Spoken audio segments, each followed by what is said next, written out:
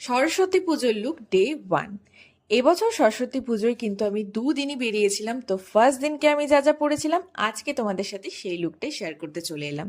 তো ফার্স্ট দিনকে আমি পরেছিলাম মেরুন কালারের এই সুন্দর সিম্পল শাড়িটা, যেটা আমি মিশো থেকে পারচেস করেছিলাম। তোমাদের যদি কারোর লিঙ্ক লাগে তাহলে আমাকে কমেন্ট সেকশনে জানিও, আমি অবশ্যই প্রোভাইড করে দেবো।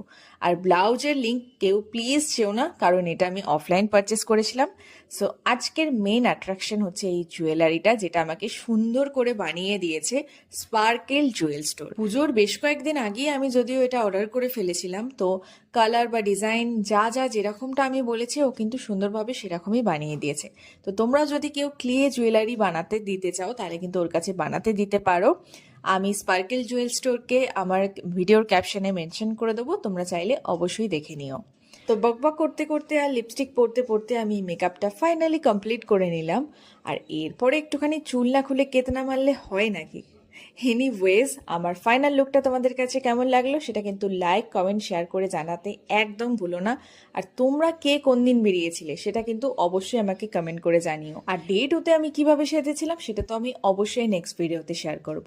So stay tuned. চলো আজকের জন্য এটুকুই, আর তোমাদের সময় নষ্ট করব না। সবাই খুব ভালো থেকো। টাটা।